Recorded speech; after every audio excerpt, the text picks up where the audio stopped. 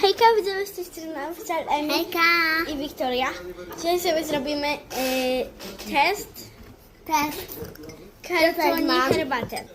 Ona jest o wiśni, więc spróbujmy.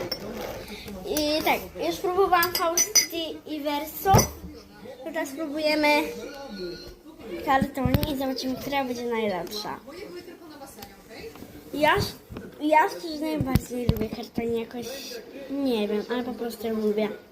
Ale okej, robimy teścik. Teścik.